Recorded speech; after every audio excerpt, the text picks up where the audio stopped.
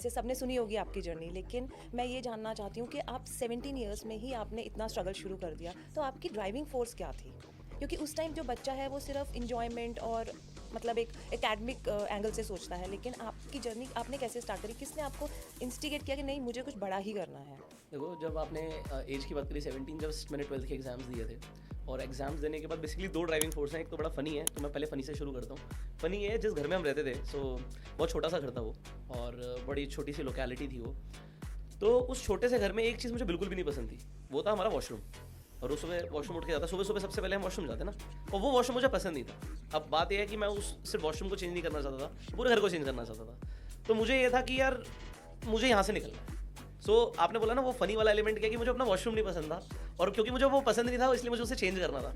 और वो सिर्फ अकेले चेंज नहीं होगा, पूरा घर चेंज होगा, और उसके लिए काफ़ी मेहनत करनी पड़ेगी। तो ये तो एक फनी बात हो गई, बट ये रियलिटी है, मुझे नहीं पसंद था। और उसका वो ड्राइविंग फोर्स कहाँ से आया, उसमें 2-3 एंगल्स हैं। पहला एंगल है कि जो मेरा लास्ट एग्जाम था 12th का, मुझे शायद आज भी याद है, वो मैथमेटिक्स का था। अब मैथमेटिक्स का एग्जाम के लिए जब मैं रात में प्रिपेयर कर रहा था, तो मैं और मेरे कज़न साथ में पढ़ाई कर रहे थे। मैं अपने कज़न के घर भी चला गया था, और जब हम पढ़ाई कर रहे थे तो एक टाइम हुआ यार चलो अब एग्ज़ाम तो हो जाएगा जैसे तैसे, बट यार कल एग्ज़ाम ख़त्म हो जाएगा, अब स्कूल भी नहीं है। एक स्टूडेंट का क्या होता है, एक रूटीन होता है कि रोज़ स्कूल जाना है, शाम को कोचिंग जाना है, एंड उसी तरीके से उसका चलता रहता है, एग्ज़ाम है, ये है वो है, तो स्टूडेंट लाइफ ऐसी होती है। बट अब स्कूल नहीं है कल से, एग्ज़ाम भी नहीं है कल से, आज जो प्रिपेयर कर रहे हो कल एग्ज़ाम दोगे and then you are free. मैं रात में सोचने लगा कि मैं क्या करूँगा, मैं खाली हो जाऊँगा ना, और मेरे को कोई काम भी नहीं है, और कम से कम 3 महीने लगेंगे रिजल्ट्स आने में। I had a lot of time at that time. तो मैं रात में जब ये सोच रहा था, तो मैंने सोचा मैं क्या कर सकता हूँ। भाई पैसे भी कमाने, क्योंकि ये क्लियर था कि पिताजी हमारी ज़रूरतें पूरी कर सकते हैं, ख्वाहिशें पूरी नहीं कर सकते। मतलब पापा जितना कमा रहे हैं उतने में वो एक अच्छी गाड़ी भी अफोर्ड नहीं कर पाएंगे हमारे लिए, और वो मुझे करना है। मतलब मेरे को ये नहीं है कि मम्मी पापा ने नहीं किया, इट्स लाइक उन्होंने इतना काबिल बना दिया, अब हमें करना है। मैंने उस दिन रात में सोचा कि भाई मैं ट्यूशन पढ़ा सकता हूँ।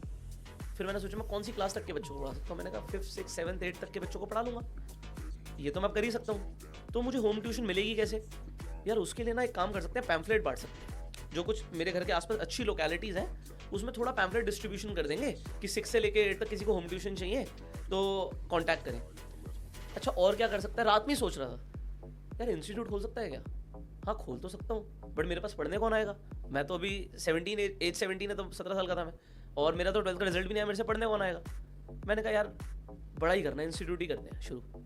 तो रात में वो मैं मैथमेटिक्स का प्रिपेयर करते करते मैथमेटिकल कैलकुलेशन करने लगा कि खर्चा क्या आएगा, पैम्फलेट कितने के बैठेंगे, इंस्टीट्यूट आता है तो कितना रेंट होगा, 2-3 महीने की सिक्योरिटी जाएगी, कुछ इंफ्रास्ट्रक्चर आएगा तो कितने का आएगा। तो मेरे पास पापा को प्रेजेंट करने के लिए एग्जाम से आने के बाद प्लान प्रिपेयर था। प्लान क्या था कि पापा एक तो मैं होम ट्यूशन पढ़ाऊंगा और एक इंस्टीट्यूट का मेरे को काम करना है। और उसके लिए मैंने सोचा मैं तो पढ़ा नहीं पाऊंगा इंस्टीट्यूट में, क्योंकि अलग अलग हम सब्जेक्ट वाइज जाएंगे।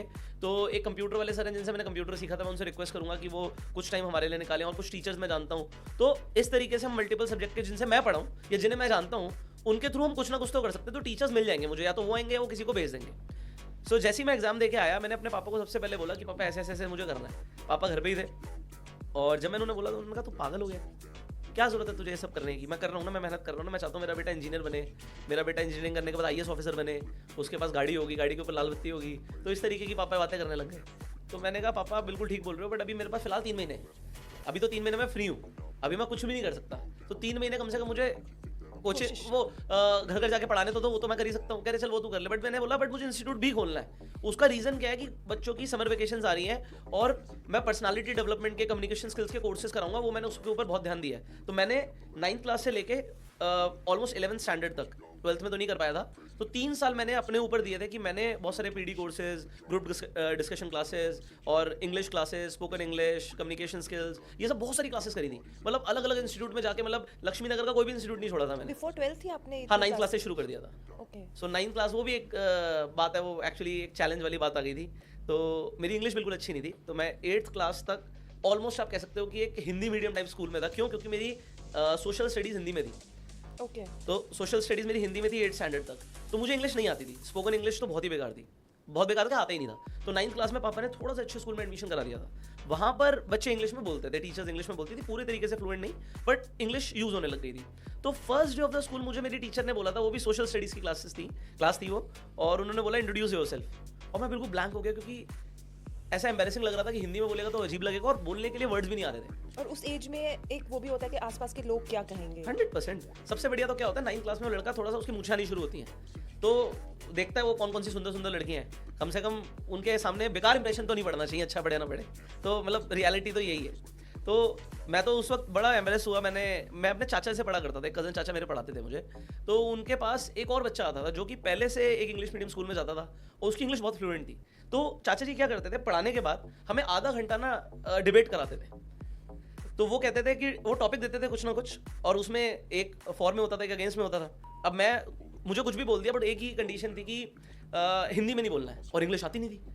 तो वहाँ पे ना मेरे परदादा जी साथ में ही होते थे, मतलब वो घर पे पढ़ाते थे, कभी इंस्टीट्यूट में पढ़ाते थे। तो एक मेरे दादाजी को तो मैंने बचपन में नहीं देखा, बट मेरे परदादा जी काफ़ी टाइम तक थे हमारे साथ। वो उनकी 100 की एज तक तो मैंने उन्हें देखा है। Oh, that's हाँ, तो nice. वो 100 के बाद उनका देहांत हुआ है। तो मेरे जो परदादा थे, मतलब उनमें वो ठाकुरों वाली बात थी पूरी, कि वो देखते थे कि मेरी डिफीट हो रही है। उन्हें समझ कुछ नहीं आता था, इंग्लिश उन्हें भी नहीं आती थी, बट उन्हें दिखता था यार ये जो मेरा पोता है ना, पड़पोता है जो, ये रोज हार रहा है। वो जो लड़का है वो आके इसकी बेइज्जती कर देता है रोज इंग्लिश में, वो ऐसी फ्लुएंट इंग्लिश बोलता है, ये कुछ बोल ही नहीं पाता। तो उन्होंने मुझे एक चैलेंज दिया था कि तुझे इतने टाइम पीरियड का टाइम दे रहा हूँ मैं, तुझे इस लड़के को हराना है। उसके जाने के बाद तो उन्होंने, मतलब वो कमज़ोर तो हो गए थे, 100 की एज के आसपास वो आ गए थे। तो उन्होंने मुझे बुलाया, बिठाया, अपनी बात में उन्होंने अपनी टोन में बोला, ये जो लड़का आ रहा नहीं है, तेरे को इतना टाइम पीरियड का टाइम दे रहा हूँ, इसके अंदर तुझे इसे हराना है, और मैं यहाँ पर रोज़ सुनता हूँ तेरे को, तो तुझे करके दिखाना है। फिर मैंने फिर चाचा जी से पूछा कि मैं कैसे इंप्रूव करूँ। तो उन्होंने मुझे फिर 9th क्लास में सजेस्ट कर दिया था कि तू इस तरीके की कोचिंग क्लासेस ले। उन्होंने बोला सीपी में ब्रिटिश काउंसिल है, वहाँ जा, यहाँ पर इनलिंगो है, यहाँ जाओ। उसके बाद इस तरीके से अलग अलग इंस्टीट्यूट के नाम बताए। तो उन्होंने कहा वहाँ पे कोर्सेज कर। तो मैंने बहुत सारे कोर्सेज करे। तो 9th, और मेरी मम्मी एक चीज़ के लिए बिल्कुल क्लियर थी कि कुछ ना कुछ करते रहना है, जितना हम अफोर्ड कर सकते हैं उस बजट में कुछ ना कुछ तेरे को करते रहना है। तू चाहे क्लासेस कर, कोर्सेज कर, कंप्यूटर कोर्सेज कर, बट सिर्फ पढ़ाई के बलबूते। मम्मी भी क्लियर थी कि नहीं कुछ होगा लाइफ में। तो तेरे को जिस चीज़ में इंटरेस्ट है ना, 2, 4, 5, 10 हज़ार तक हम तेरे को महीने के अफोर्ड